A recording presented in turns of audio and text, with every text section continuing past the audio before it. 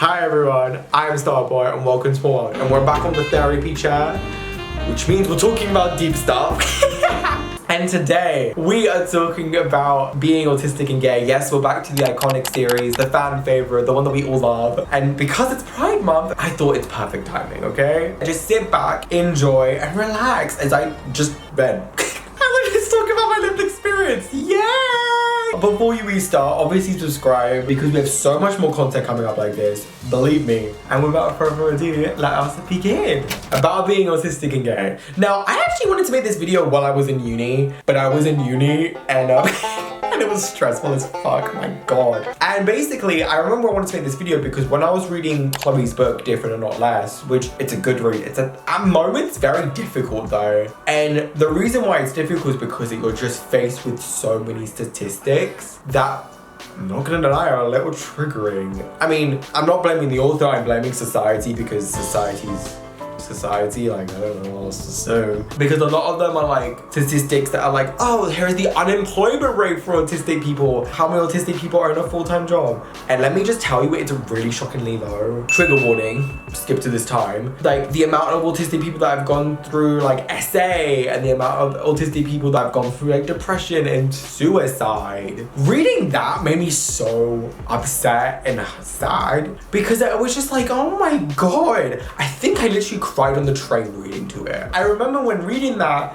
my second thought process was, shit, me existing is activism, like fully. And when I'm gonna discuss both sides of this because there are some amazing things about that, like things that I'm really glad about, that like, okay, not me existing, but me deciding to use my existence as discussion points and conversations can be great. This is just my emotions sometimes when it comes to just my existence being viewed as activism in this point in my head. This is mentally, I don't think anyone said this to me, but this is in my head. Which sometimes it ends up making me feel extremely pressured to have a full-time job so I can be against that statistic or even go against other statistics that were mentioned earlier. And the thing is, reading those statistics and then trying to like be like, well, I have to be against that because I want to prove that autistic people are capable, it's really difficult. It's really, really hard. And I know there's also queer statistics as well. I just know it. When you read them,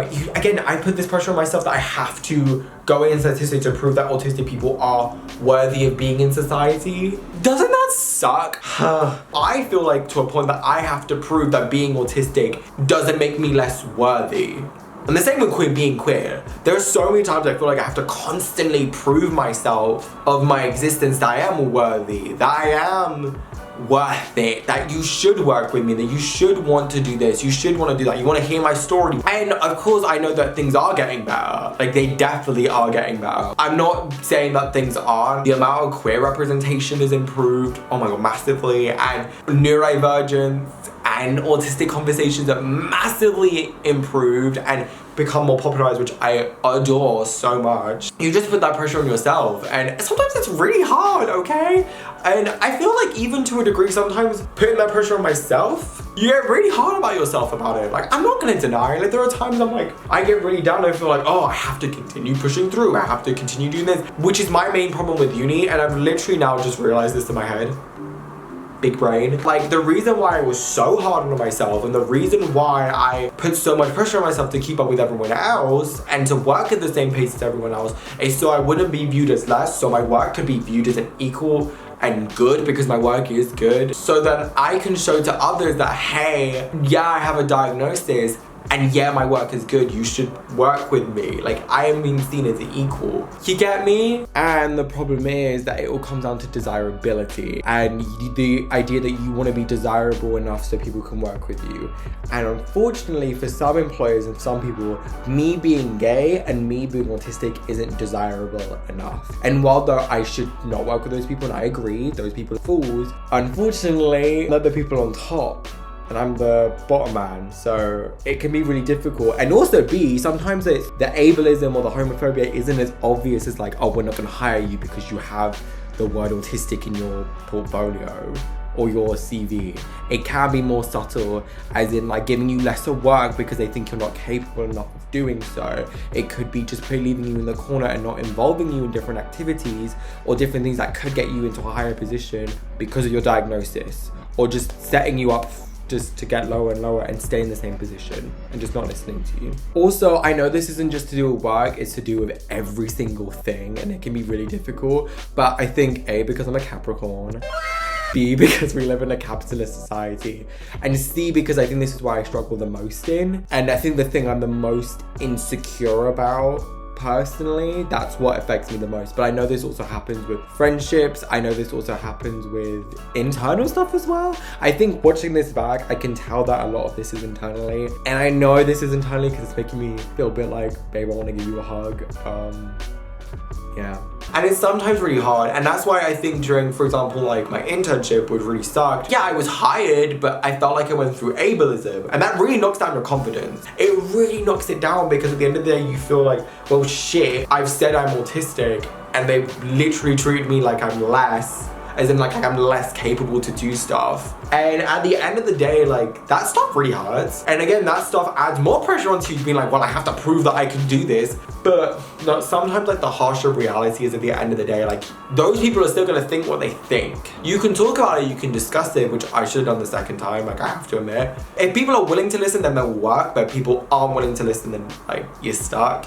The only person that you have to prove, honestly, which again, this boy's still trying to learn, that you are worthy to is yourself. It's true, you are. You do not have to prove it to anyone else. You do not have to prove your worth and your goal, like, whatever. Like, you don't have to prove any of it. You are worth it, and you're worth everything that you want because you believe so. I remember then when I went into uni and I started to change my work style a little bit more, and I started to be like, okay, what do I need to make sure that I can work? And I realized, hey, I need some time outside of uni to relax. And then when I did it, I felt like I was in a much better place. I prioritized myself. And that's always really, really good. And I'm really glad that I did so. I'm happy with myself for that. And I'm happy that I proved to myself that I was worth everything that I wanted and more. But I'm not saying that like, okay, we did it once, now we just move on.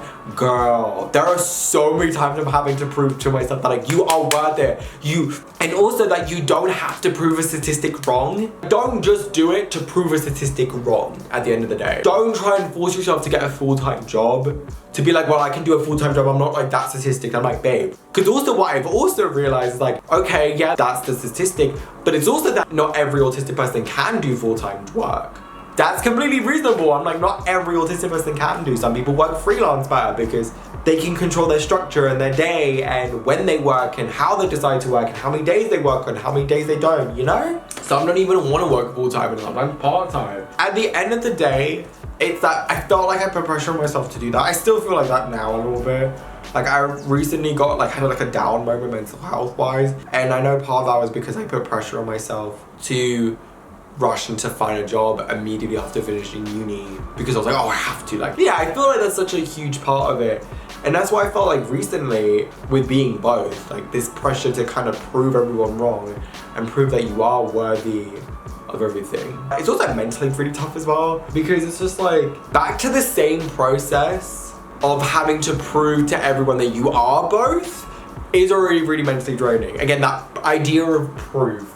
Like, oh my god, I don't know if I've spoken about this, but the idea that you constantly have to prove who you are is fucking tiring. It's tiring and then really conflicting. And let me explain to you why. Because, okay, now being autistic, I feel like, and I don't know if other autistics feel me on this or other neurodivergent people, but do you feel like you have to prove your diagnosis to people? Like you have to prove that like, hey, I'm autistic. Like, hey, I have to prove to you why I'm autistic or how autism affects me. Because I do, and I feel like especially with being autistic, and also being queer, I'll get onto that also, but like, I feel like it's so tiring to prove your diagnosis, particularly when it comes to money, because if you did not know, the government gives you money to actually just live, because also, something else, being disabled is expensive to live. And as I mentioned earlier, ableism, so makes it even harder for a lot of disabled people to find jobs. Yikes!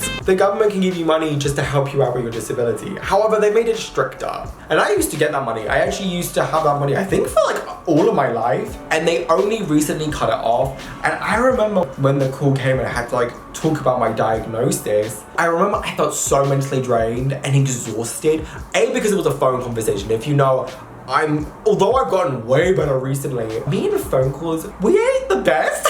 Like, I find them really tiring, but also I had to lay down every single thing that affects me in every single way. And I was just so tired. Like, I felt so tired, I felt so anxious, and I felt exhausted. And for them to be like, no, you ain't getting this money anymore, it almost is like them saying like, oh, you're not disabled enough, like deal with it. And it's like, well, thanks, I guess. Like, yeah, I understand I have lower support needs, but I'm still disabled, man. Also, one of the main things I felt was incredibly degraded as a human being, because I had to point out every single thing I suffer with and stuff that I need to improve on. And it made me feel like almost like a shell of a human, not even a human being with complexity. Like, these are all my faults.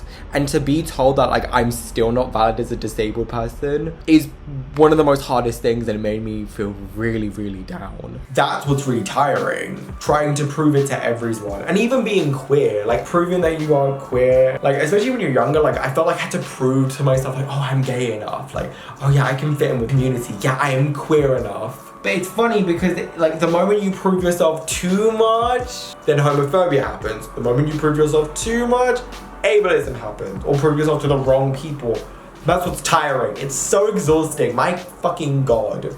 I don't know what the solution is for this. Well, I do. Putting less pressure on yourself to feel like you have to prove yourself. You really don't. I really don't have to. And I put so much pressure on myself to prove myself. To prove that I am both.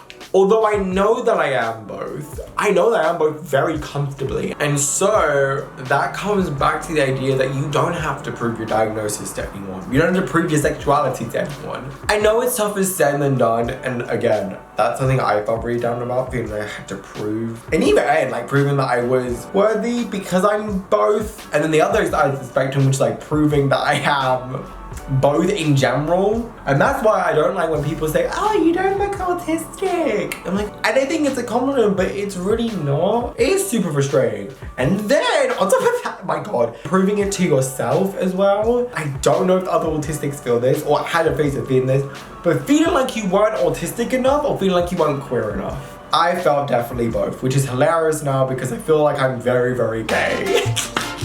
I think previously I used to feel it a lot. Now not so much, but I could see why child me would feel like that now. Would be like, if I had the same mentality to when I was younger, the idea of like having to prove to myself. Okay, honestly, the more and more I watch and I edit and I'm hearing all like the queer and autistic stereotypes, I'm like, damn, that's dumb. Not dumb, but it's just like, wow, that's so small-minded. For example, I don't watch RuPaul's Drag Race. I'm still gay. And just because, I don't know, like, I'm not into like animals as much, which I know a lot of autistic people are, that doesn't make me less autistic. Oh my God. Wow, stereotypes are so small-minded. Just because you don't follow the certain things within the community, you're still valid in our community. From external pressures and internal pressures, we feel like we have to prove our worth, our existence, and our identity to ourselves and to others. And that's really, really tough. It's just tough, full stop. At the end of the day, the only person you have to prove it to is you. The only person that you have to remind yourself that you are worth it to is yourself. Because it's true, you are worth it. I'm worth it. I'd rather take the time to remind myself that I am worth it. And so later on that I am able to get it through and I am able to be like, yeah, I got this. Versus feeling like I have to constantly prove to everyone that I am worth it when I can't even prove it to myself.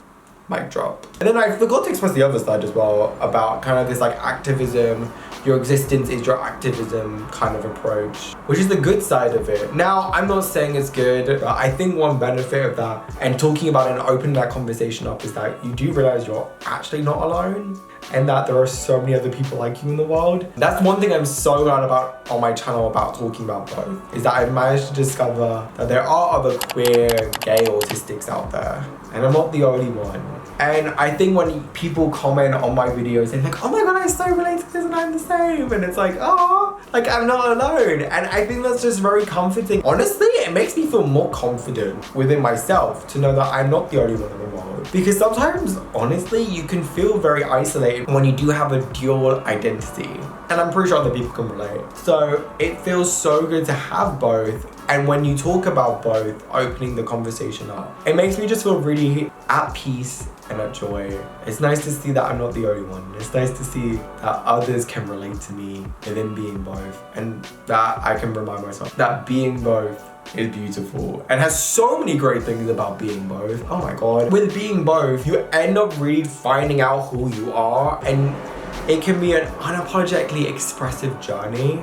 That's what I love about it. It's making myself feel happy and doing stuff that makes me feel joyous. Sometimes terrifying, yeah. But I'd rather be happy than live in the shadows of someone else just trying to fit in.